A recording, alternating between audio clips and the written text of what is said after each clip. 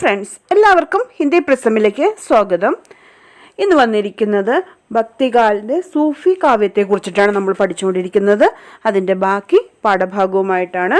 അപ്പോൾ സൂഫി കാവ്യ പ്രേമാശ്രയി കാവ്യധാര, അതിൻ്റെ ആദ്യത്തെ കുറച്ച് കവികളെ നമ്മൾ പരിചയപ്പെട്ടു. ഇനി നമ്മൾ നോക്കാൻ പോകുന്നത് മലിക് മുഹമ്മദ് ജായ്സിനെ കുറിച്ചിട്ടാണ്. ജായ്സിനെ കുറിച്ചിട്ടും കുറച്ച്, അതുകൂടാതെ പ്രധാനപ്പെട്ട കുറച്ച് രചനകൾ കൂടി നമുക്കിന്ന് നോക്കാം. അതിനു മുമ്പ് ഹിന്ദി പ്രിസം എന്ന ചാനൽ സബ്സ്ക്രൈബ് ചെയ്യാതെയാണ് നിങ്ങൾ കാണുന്നതെങ്കിൽ ദയവായിട്ട് സബ്സ്ക്രൈബ് ചെയ്യണം. ഇത് PSC ബേസ് ചെയ്തിട്ടുള്ള ഹിന്ദി പരീക്ഷകൾക്കും കേറ്ററ്റ് സെറ്റ് തുടങ്ങിയ യോഗ്യതാ പരീക്ഷകൾക്കും ഉള്ളതാണ്. അപ്പോൾ എല്ലാവരും സബ്സ്ക്രൈബ് ചെയ്യണം. നമുക്ക് നോക്കാം. നമ്മളിന്ന് നോക്കാൻ പോകുന്നത് സൂഫി കാവ്യത്തിലെ പ്രേമാശ്രയി കാവ്യധാര. സൂഫി കാവ്യത്തിൻ്റെ തന്നെ മറ്റൊരു പേരാണ് പ്രേമാശ്രയി കാവ്യധാര. അതിലെ പ്രശസ്തനായ കവിയായ ജായ്സിനെ കുറിച്ചിട്ടാണ്. അപ്പോൾ അദ്ദേഹത്തിൻ്റെ പേര് മലിക് മുഹമ്മദ് ജായ്സി. ഉസ്ക പൂരാ നാം, അദ്ദേഹത്തിൻ്റെ മുഴുവൻ പേര് മലിക് മുഹമ്മദ് ജായ്സി എന്നാണ്. ഉസ്ക ജന്മ 1492 ईस्वी में, उसका जन्म 1492 ईस्वी में हुआ और मृत्यु 1542 ईस्वी में. അപ്പോൾ അദ്ദേഹം ജനിച്ചത് 1492 മരിച്ചത് 1542 ईस्वीയിലുമാണ്. उसका जन्मस्थान जायस, ഉത്തർപ്രദേശ് കെ റായ്ബറേലി. അപ്പോൾ ഉത്തർപ്രദേശിലെ റായ്ബറേലിയിലാണ് അദ്ദേഹം ജനിച്ചത്. സ്ഥലത്തിൻ്റെ പേര് ജായസ്, അതുകൊണ്ടാണ് അദ്ദേഹത്തിന് മലിക് മുഹമ്മദ് ജായസി എന്ന പേര് ലഭിച്ചത്. ഷേർഷാ സൂരിക്ക് സമകാലീൻ, അദ്ദേഹം ഷേർഷാ സൂരിയുടെ സമകാലീനായിരുന്നു. ഹിന്ദിക്ക് പ്രേമാഖ്യാൻ പരമ്പരാക ഏക് ജഗ് മഗാത്ത രത്ന, ഹിന്ദിക്ക് പ്രേമാഖ്യാൻ പരമ്പരാക ജഗ് മഗാത്ത രത്ന എന്ന പേരിൽ അറിയപ്പെടുന്നത് ജായ്സി ആണ്.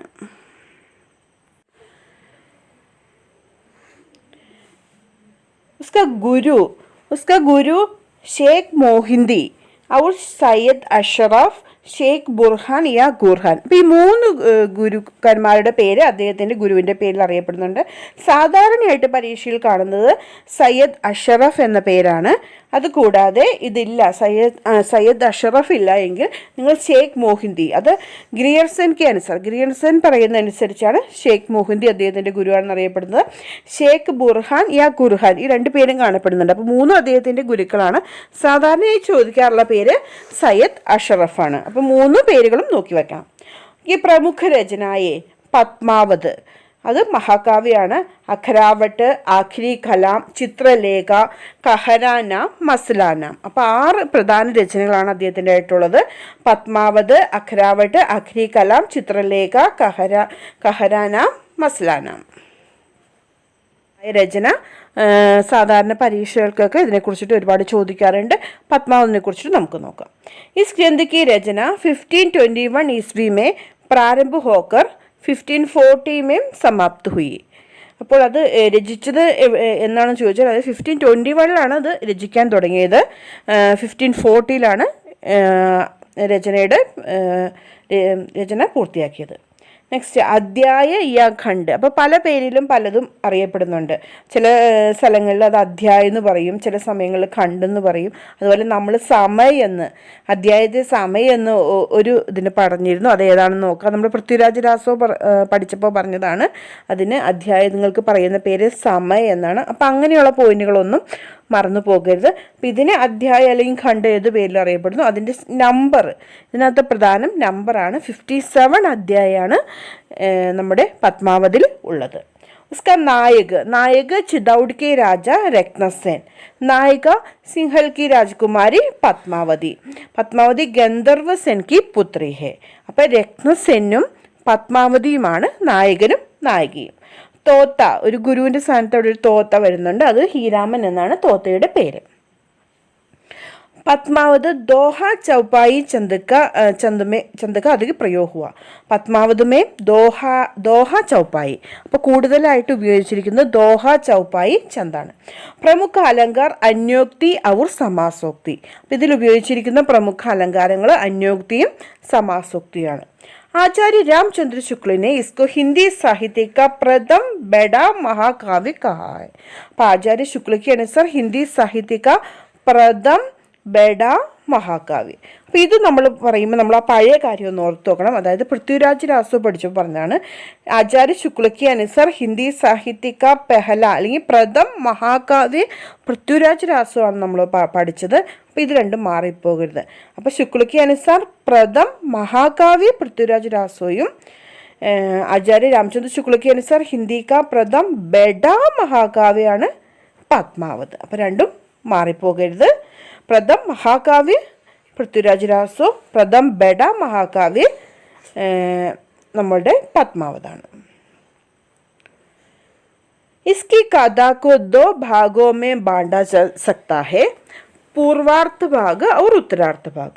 पूर्वार्ध भाग में रत्नसेन पद्मावती के विवाह तक की कथा और उत्तरार्ध भाग में विवाहोत्तर जीवन की कथा. പക്ഷേ ഈ പൂർവാർദ്ധ ഭാഗത്തിന് ആലോചകനെ കാൽപ്പനിക, അപ്പോൾ സത്യമല്ല, അത് വെറുതെ കൽപ്പിച്ചുണ്ടാക്കിയത് എന്നാണ് പറയുന്നത്. പക്ഷേ വിവാഹോത്തർ ജീവൻ കാ കഥാക്കോ ആലോചകനെ ഐതിഹാസിക് കഹ. സൂഫി കാവ്യത്തിൻ്റെ ഒരു പ്രത്യേകതയാണ് മസ്നവി കാവ്യം. മസ്നവി കാവ്യം പഠിച്ചപ്പോൾ നമ്മൾ പറഞ്ഞതാണ് ആദ്യം തന്നെ ഈശ്വരൻ്റെ സ്തുതി ഉണ്ടാവും, അത് കഴിഞ്ഞ് പൈഗംബർ വഴികാട്ടി അല്ലെങ്കിൽ ആരാണോ പ്രതിപുരുഷൻ, ഈശ്വരൻ്റെ പ്രതിപുരുഷൻ, അദ്ദേഹത്തിനെ സ്തുതിക്കും, അത് കഴിഞ്ഞ് തൽക്കാലം രാജാവിനെ സ്തുതിക്കും, അതിനുശേഷമായിരിക്കും കഥ ആരംഭിക്കുന്നത്. അപ്പോൾ അതുപോലെ തന്നെ നമ്മുടെ പത്മാവതിലും ആ ശൈലിയിൽ തന്നെയാണ് അത് എഴുതിയിരിക്കുന്നത്. അപ്പോൾ പത്മാവതിക്ക് പ്രാരംഭമേ ജായസീനെ ഈശ്വർ സ്തുതിമേ ലിഖാഹെ. അപ്പോൾ ഈശ്വർ സ്തുതിയിൽ പറഞ്ഞിരിക്കുന്ന 2 ലൈൻസാണ് ഇവിടെ തന്നിരിക്കുന്നത്. സുമരവ് ആദി ഏക് കർത്താവു ജേഹി ജിവു ദീൻഹ് കീൻഹ് സമാരു. അപ്പോൾ ഇത് കൂടാതെ ഒരു ക്വസ്റ്റ്യൻ ഉണ്ട്, നമ്മളുടെ പത്മാവതി ഏത് ലാംഗ്വേജിലാണ് എഴുതിയിരിക്കുന്നത് ചോദിക്കുക. ഏതായിരിക്കും? അവധി തന്നെയാണ്. അപ്പോൾ നമ്മുടെ സൂഫി കാവ്യങ്ങൾ കൂടുതലായി എഴുതിയിരിക്കുന്നത് അവധി ലാംഗ്വേജിലാണ്. ഇസ് ഗ്രന്ഥ കെ പ്രാരംഭമേ ഷേർഷാ സൂരിക്ക് പ്രശംസ കി ഗയി ഹെ. അപ്പോൾ അദ്ദേഹം ഷേർഷാ സൂരിയുടെ സമകാലീനായിരുന്നു. തൽക്കാലം രാജാവ് ഷേർഷാ സൂരിയാണെന്ന് നമുക്ക് ഇതിൽ നിന്ന് മനസ്സിലാക്കാൻ കഴിയും. പത്മാവത് का നാഗമതി വിയോഗ ഖണ്ഡ് സാഹിത്യ की അനുപം നിധി മാനാ ഹെ. അപ്പം ഇങ്ങനെ ചോദിക്കും, പത്മാവത് का किस खंड को साहित्य की അനുപം നിധി മാനാ ഹെ എന്ന് ചോദിക്കാറുണ്ട്. അത് നാഗമതി വിയോഗ ഖണ്ഡാണ്. नागमती वियोग खंड में ऋतु वर्णन और 12 मासा वर्णन है. 12 मासों में नागमती की विरह मनोदशा का वर्णन है. അതായത് നാഗമതി എന്ന് പറയുന്നത് നമ്മുടെ രത്നസെൻ്റെ ആദ്യത്തെ പത്നിയാണ്. അപ്പോൾ രത്നസെൻ പത്മാവതി അന്വേഷിച്ച് പോകുമ്പോൾ നാഗമതിയും രത്നസേനും തമ്മിൽ പിരിയുകയാണ്. ആ സമയത്ത് നാഗമതിയുടെ മനസ്സിൽ ഉണ്ടാകുന്ന വിരഹമാണ് ഓരോ മാസത്തെയും വിരഹം. അതാണ് 12 മാസം, 12 മാസത്തെ നാഗമതിയുടെ മനസ്സിലുണ്ടാകുന്ന വിരഹം വർണ്ണിച്ചിട്ടുണ്ട്. അപ്പോൾ ഇത് വളരെ നമ്മൾ ആദ്യം പറഞ്ഞതുപോലെ തന്നെ പത്മാവത് का നാഗമതി വിയോഗ ഖണ്ഡ് സാഹിത്യക്ക് അനുപം നിധി മാനാഹെ. അത് വളരെ പ്രധാനപ്പെട്ടതാണ്. അപ്പോൾ ഈ 12 മാസ വർണ്ണൻ 12 മാസവും വർണ്ണിച്ചിട്ടുണ്ട് എന്ന് നമ്മൾ പറഞ്ഞു. അപ്പോൾ 12 മാസത്തിൽ ആദ്യത്തെ മാസം തുടങ്ങുന്ന മാസം ആഷാഢ മാസമാണ്. 12 മാസക്ക പ്രാരംഭ ആഷാഢ മാസേ കിയാ ഹെ. അപ്പോൾ ആഷാഢ മാസം എന്നാണ് ഇത് തുടങ്ങുന്നത്. पद्मावत का बंगला अनुवाद 1650 ईस्वी में आलो उजाला कवि ने किया था. ഇത് കൂടാതെ തീർച്ചയായിട്ടും ഈ അടുത്ത് വരുന്ന പോർഷനിൽ നിന്ന് ക്വസ്റ്റ്യൻ ചോദിക്കാറുണ്ട്. പത്മാവത് പ്രതീകാത്മക് മഹാകാവ്യ ഹെ. അപ്പോൾ പ്രതീകങ്ങളെ ഓരോ വ്യക്തിക്കും പകരം പ്രതീകങ്ങളെ ഉപയോഗിച്ചിട്ടുണ്ട്. അപ്പം നമ്മൾ ആദ്യം പറഞ്ഞതാണ് മസ്നബി ശൈലി അല്ലെങ്കിൽ നമ്മുടെ സൂഫി കാവ്യത്തിൽ പതിയെ ആത്മാവായിട്ടും പത്നിയെ പരമാത്മാവായിട്ടുമാണ് കാണപ്പെടുന്നത്. അതൊന്ന് മനസ്സിലിരിക്കണം. ഭാരതീയ സങ്കല്പം അനുസരിച്ച് നേരെ തിരിച്ചാണ്. സൂഫി കാവ്യങ്ങളിൽ പതി ആത്മായും പത്നി പരമാത്മ ഈശ്വരനായിട്ടാണ് കാണുന്നത്. അപ്പോൾ ഈ പ്രതീകങ്ങൾ ഓരോന്നിനും ഓരോ പ്രതീകങ്ങളായിട്ടാണ് ഇവരെ വച്ചിരിക്കുന്നത്. അപ്പോൾ ഈ പ്രതീകങ്ങൾ ഈ ഒരു പ്രതീകം തന്നിട്ട് ഇത് എന്തിനെയാണ് സൂചിപ്പിക്കുന്നത് എന്ന് ചോദിച്ച് പരീക്ഷകൾക്ക് ചോദിക്കാറുണ്ട്. അപ്പോൾ ഈ പ്രതീകങ്ങളെല്ലാം നിങ്ങൾ നോക്കി വെക്കണം. ചിതൗഡിൻ്റെ രാജാവാണല്ലോ. ചിതൗഡ് തൻ ശരീരത്തിൻ്റെ പ്രതീകമാണ്. സിംഹൽ ദ്വീപ് ഹൃദയ കാ പ്രതീക ഹെ. രത്നസെനാണ് നമ്മുടെ നായകൻ. മൻ ഓർ ആത്മ മനസ്സിൻ്റെയും ആത്മാവിൻ്റെയും പ്രതീകമാണ്. പത്മാവതി നായിക സ്വാത്വിക് ബുദ്ധി പരമാത്മ എന്നിവയുടെ പ്രതീകമാണ്. നാഗ്മതി സാംസാരിക് പ്രപഞ്ചിക ബുദ്ധി, അതിൻ്റെ പ്രതീകമാണ് നാഗ്മതി, സഹനായിക. ഹീരാമൻ തോത്ത ഗുരുവാണ്, ഗുരുവിൻ്റെ പ്രതീകമാണ്. അപ്പോൾ ഗുരുവാണ് നമുക്ക് മോക്ഷം നൽകുന്നത്. കബീർദാസൊക്കെ പറയുന്ന അത് ദർശനങ്ങളോടൊക്കെ ഒരുപാട് സാമ്യമുള്ളതാണ് നമ്മുടെ സൂഫി ദർശനവും. അവർ ഗുരുവിന് വളരെയധികം മഹത്വം കൊടുത്തിരുന്നു. അപ്പോൾ ഈശ്വരപ്രാപ്തിയിലേക്ക് എത്തിക്കുന്നത് ഗുരുവാണ്. അപ്പോൾ ഹീരാമൻ തോത്ത ഗുരുവിൻ്റെ പ്രതീകവും മോക്ഷത്തിൻ്റെ പ്രതീകവുമാണ്. രാഘവ് ചേതൻ, ഒരു സഭാ പണ്ഡിതുണ്ട്, രാഘവ് ചേതൻ എന്ന് പറഞ്ഞിട്ട് സഭാ പണ്ഡിത്, വഹ് ശൈത്താൻ കാ പ്രതീക് ഹെ. അലാവുദ്ദീൻ ഖിൽജി മായ കാ പ്രതീക് ഹെ. അതായത് ഈശ്വരനും വ്യക്തിയും തമ്മിൽ, ഇവിടെ വ്യക്തി എന്ന് ഉദ്ദേശിക്കുന്നത് നമ്മുടെ രത്നസെനും ഈശ്വരനായിട്ട് ഉദ്ദേശിക്കുന്ന പത്മാവതിയും തമ്മിൽ ചേരുന്നതിന് തടസ്സം നിൽക്കുന്നത് നമ്മുടെ മായയായ അലാവുദ്ദീൻ ഖിൽജിയാണ്. അപ്പം ആ തടസ്സം മാറ്റി അവരെ ഒരുമിച്ച് ചേർക്കുന്നതിന് നമ്മുടെ ഗുരുവിൻ്റെ സഹായം. ഗുരു ഇവിടെ ഹീരാമൻ എന്ന് പറഞ്ഞൊരു തോത്തയാണ് ഗുരുവായിട്ട് വരുന്നത്. അത് നമ്മളെ മോക്ഷത്തിലേക്ക് എത്തിക്കും. അങ്ങനെയാണ് ഓരോ പ്രതീകങ്ങളും കൊടുക്കുന്നത്. അപ്പോൾ ഈ പ്രണയകഥയിലൂടെ ഒരു ഈശ്വരപ്രാപ്തി, സാധാരണയായ ഒരു പ്രണയകഥയിലൂടെ ഒരു ഈശ്വരപ്രാപ്തിയിലേക്ക് എത്തിച്ചേർന്ന രീതിയിലാണ് അവർ ഇതിനെ എഴുതിയിരിക്കുന്നത്. അപ്പോൾ ശുക്ലയ്ക്ക് അനുസാർ പ്രതീക യോജന. ഇതുകൂടാതെ ശുക്ല എങ്ങനെയാണ് പ്രതീകം കൊടുത്തിരിക്കുന്നത്? രത്നസെന്നെ ആത്മാവായിട്ടും പത്മാവതിയെ പരമാത്മാവായിട്ടും ആണ് അദ്ദേഹം പ്രതീക യോജന കൊടുത്തിരിക്കുന്നത്. അപ്പോൾ പ്രതീക യോജനയിലെ ഓരോ പോയിന്റും കളയരുത്, ഇത് ചോദിക്കാറുണ്ട്. ഇനി അദ്ദേഹത്തിൻ്റെ മറ്റൊരു രചനയാണ് അഖരാവട്ട്.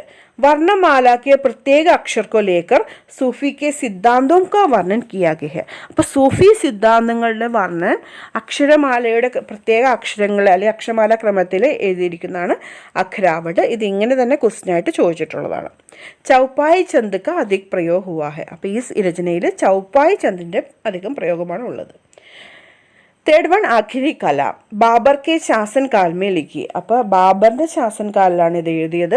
ഇസ്മേ പ്രളയ കെ ദിൻ കാ വർണ്ണൻ കിയാ ജാത്ത ഹെ. അപ്പോൾ ജായിസി കെ പ്രളയ കെ ദിൻ കാ വർണ്ണൻ കിയാ ഗയ പുസ്തകം അല്ലെങ്കിൽ രചന ക്യാ ഹെ എന്ന് ചോദിക്കാറുണ്ട്. അത് ആഖിരി കലാമാണ്. പ്രശസ്തനായ മറ്റൊരു സൂഫി കവിയാണ് ജാൻ കവി. അദ്ദേഹത്തിൻ്റെ രചനകളുടെ പേരുകളാണ് സാധാരണ ചോദിക്കാറ്. ഈ രചനയുടെ പേര് തന്നിട്ട് ഇത് ആരെഴുതിയതാണ് എന്ന് ചോദിക്കാറുണ്ട്. അപ്പോൾ ആ രചനകളുടെ പേരൊന്ന് നിങ്ങൾ നോക്കി വയ്ക്കണം. കായം രാസോ, കനകാവതി, കഥാരത്നാവലി, കഥാമോഹിനി, കഥാകലന്തർ, ലൈല മജ്നു. ഈ ലൈല മജ്നു സാധാരണയായിട്ട് ചോദിക്കാറുള്ളതാണ്, പ്രത്യേകം നോക്കണം. കഥ ജിജരവാം സഹിജാദൈ വ ദേവലതേ,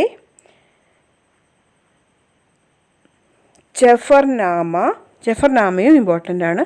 കൂഖഡ്നാമ, ബാജ്നാമ, കബൂത്തർനാമ, പാഹൻ പരീക്ഷ, കഥ നൾ ദമയന്തി. ഈ കഥ നൾ ദമയന്തിയും കൂടി വളരെ ഇമ്പോർട്ടൻ്റ് ആണ്, അതുകൂടി ഒന്ന് നോക്കി വയ്ക്കണം. ഇതുകൂടാതെ സൂഫി കാവ്യത്തിൽ വരുന്ന പരീക്ഷയ്ക്ക് ചോദിച്ചിട്ടുമുള്ള ക്വസ്റ്റ്യൻസാണ്. മാധവാനൽ കാം ഫദല, അത് ഗണപതി ഓർ ആലം. ഈ രണ്ട് ഓപ്ഷനും വന്ന് കണ്ടിട്ടുണ്ട്. അപ്പോൾ ആ പുസ്തകം നോക്കണം. മാധവാൻ കാം കന്ദ കല ചൗപ്പായി, അത് കുശൽ ലാബിൻ്റേതാണ്. ചീത്തായി വാർത്ത നാരായൺ ദാസ്, ജസ്മാൻ പച്ചീസി ജലാലുദ്ദീൻ, നൂർജഹാൻ ഖ്വാജ അഹമ്മദ്, യൂസുഫ് ജുലേഖ, ഷെയ്ഖ് നിസാർ. ഈ യൂസുഫ് ജുലേഖയും നൂർജഹാനും ഒക്കെ ഒരുപാട് പരീക്ഷകൾക്ക് ചോദിച്ചിട്ടുള്ളതാണ്. ചിത്തായി വാർത്ത എല്ലാം ഇതിനകത്ത് ഇമ്പോർട്ടൻ്റ് ആണ്. നെക്സ്റ്റ് ലഖൻ സെൻ പത്മാവതി കഥ ദാമോദർ, അത് ഈ നമ്മളുടെ പത്മാവതി കഥയുടെ തന്നെ കഥ തന്നെയാണ്. അപ്പോൾ അതും ഒന്ന് നോക്കി വെക്കണം. ലഖൻ സെൻ പത്മാവതി കഥ ദാമോദർ. അപ്പോൾ ഇതോടുകൂടി നമ്മുടെ സൂഫി കാവ്യം അല്ലെങ്കിൽ പ്രേമാശ്രയി കാവ്യധാര യുടെ ക്ലാസ്സുകൾ നോട്ട് തീർന്നിരിക്കുകയാണ്. ഇത് നമുക്ക് അടുത്ത ടോപ്പിക്കുമായിട്ട് അടുത്ത ദിവസം കാണാം. സബ്സ്ക്രൈബ് ചെയ്യാത്തവർ എല്ലാവരും സബ്സ്ക്രൈബ് ചെയ്യണം, നിങ്ങളുടെ ഫ്രണ്ട്സിന് ഷെയർ ചെയ്യണം, കമൻറ്റ് ചെയ്യണം, ലൈക്ക് അടിക്കണം. ധന്യവാദ്.